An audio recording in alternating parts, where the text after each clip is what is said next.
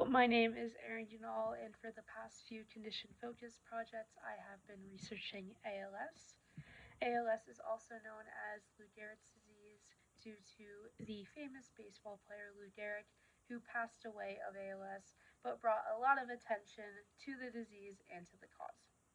I want to start this presentation off by just giving a definition of what ALS is.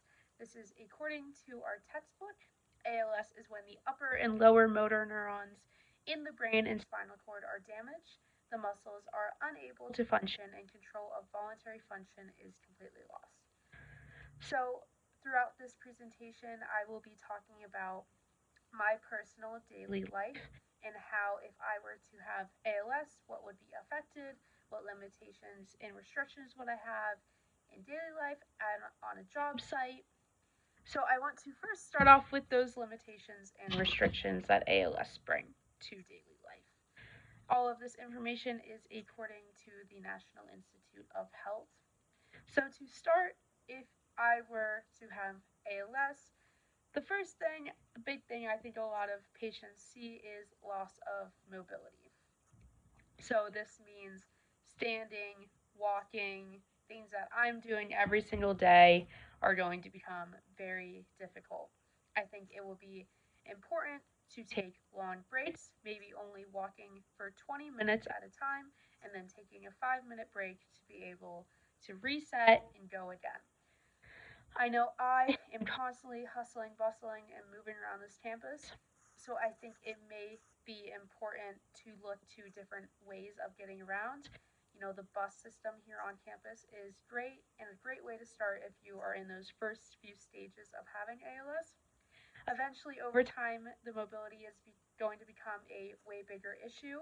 So these are times where you might look to having a wheelchair, walker, or cane. And we have a very accessible campus in some places, so this should not be a problem. And with of loss of mobility, we have loss of fine motor skills.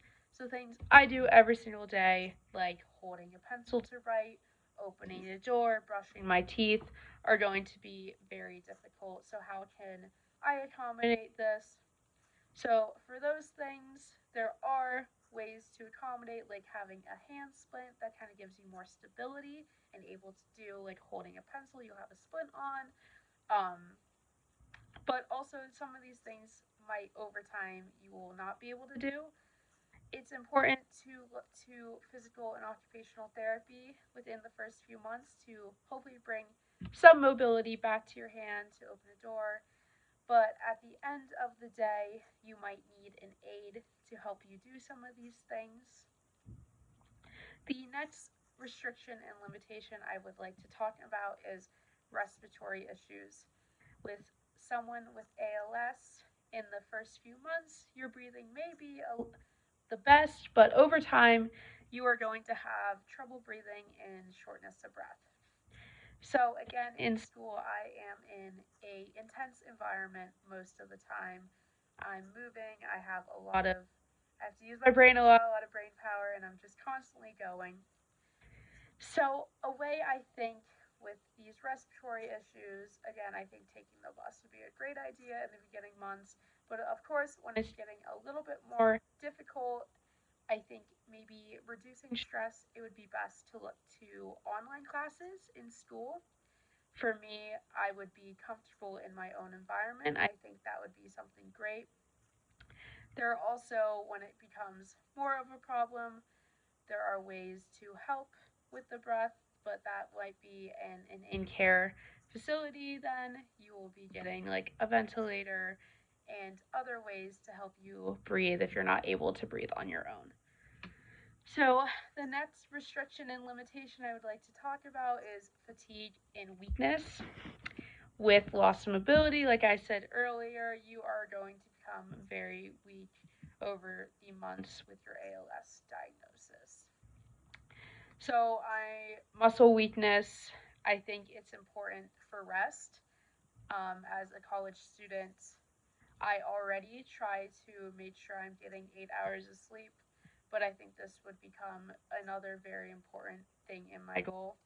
I would potentially look to my class schedule and cut back on my credits. And I would also have great communication with professor, because if you're constantly, low energy, fatigued, you have this weakness, you're probably not going to be performing at your best, and you want the people around you to know that. And this is primarily in the first few months of diagnosis. After that, it may be a little bit more difficult to go to classes and to maintain this.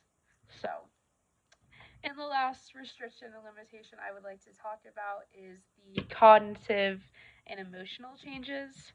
So, with this comes, you're going to have a little bit more of a loss of independence over time, planning, problem solving, decision making. It's not really going to be for you. You're not going to be able to do it as much. So, how can you kind of deal with this? Penn State has great systems like CAPS to go and talk to someone. There's support groups in the state college area. I think these are things that I would get involved with in my daily life to help me through that tough time. So next, I want to switch our attention to workplace accommodations.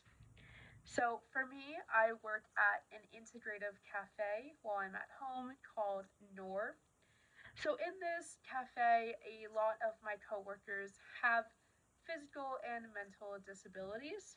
So we are already very accommodating with what is going on in our cafe. So with someone with ALS, the first thing you have to look at is getting to work may be difficult. With loss of function comes probably the ability not to be able to drive to the place you're needing to get to, needing to have an aide with you. So, how are you going to get to work at Noor in my case?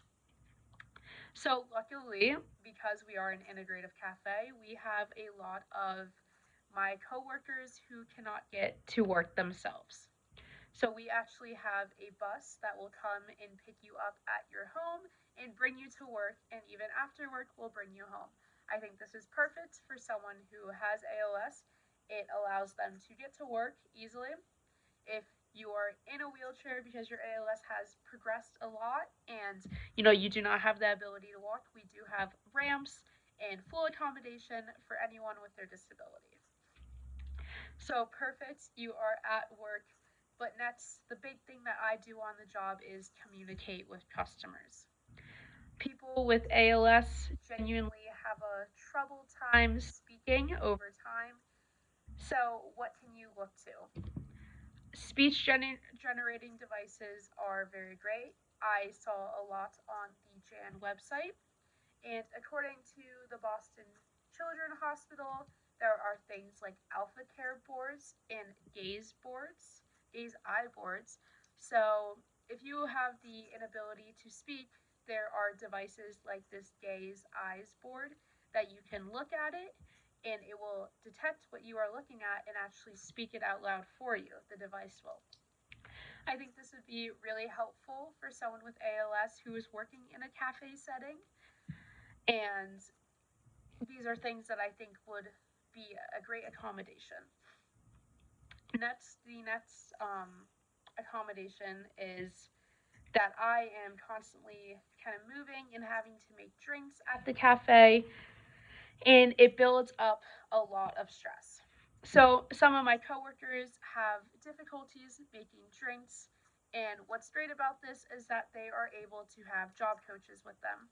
Job coaches go around the facility with them, help them make the drinks. Maybe someone with ALS, because of their loss of motor skills, are not able to actually perform the tasks. Their job coach can help them with each step-by-step instructions.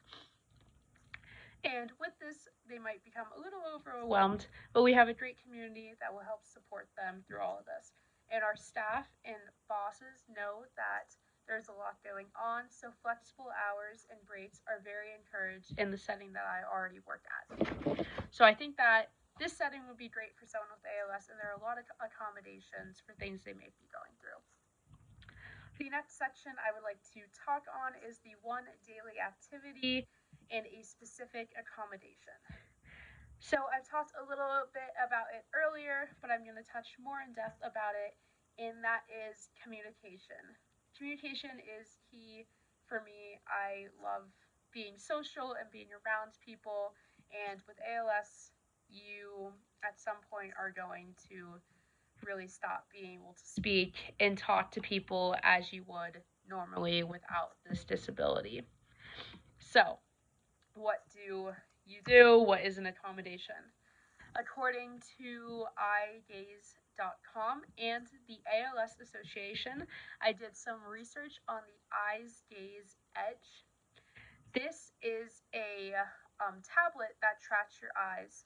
You'll select words just by looking at it, and it will speak it for you. You can make sentences, you can control different functions. It's a text to speech idea. So just by looking at something, you can even control devices in your own home, like the doors and lights and the TV. It will play music for you. It can help you watch videos, browse the internet. It's a great way to finally allow communication. The less independence that you may be feeling, I think, will be taken out of this way with you having this device. And what I thought was really cool is how portable it is. You can mount it to a wheelchair if you're in one. You can have it in your own home. It's just foldable and you're able to play it when you need it. So again, I think it's very simple. It's like a tablet, kind of looking like an iPad. It has different words and letters, and you look at the letter and you're able to make sentences and it will speak it out. And you can have a conversation with the person right next to you. The only drawback that I saw from this device is the cost. It does cost $10,000 to $15,000. But from my research on the website of iGaze Edge, that health insurance, Medicare, Medicaid does help decrease that cost a lot. And there are also some state programs that you can sign up for that will help you also pay the coverage of the Eyes Gaze Edge. So, in conclusion, I didn't really know much about ALS before I chose it. One of the girls I went to school with earlier on in my life, her father passed away of ALS, and she was very involved in the ALS Association, and her family was started ALS project. So I was kind of curious about what the disease was, and just kind of understanding more about it. And after doing all of this research, ALS is just it's so awful. It strips everything from you. I genuinely cannot imagine what families, caregivers have to go through to help someone with this disease. And I just give so much applause to people who are there and have to work through this, and people with ALS. I hope that research continues to make strides over time. Yeah, I've really never seen exactly what it did to a person. I really never knew that you lost all your voluntary muscle and that your brain is still working this whole time, but there's nothing you can do about it. And it really just rips me. I just can't believe that this is something that happens, and I'm really hopeful for the future and hope there are more strides to finding a cure for ALS. So I am very grateful to have done this project. It is very eye-opening to diseases and things that people have to go through that you never really know. So again, I thank you for allowing us to do this project and hope you have a great rest of your day.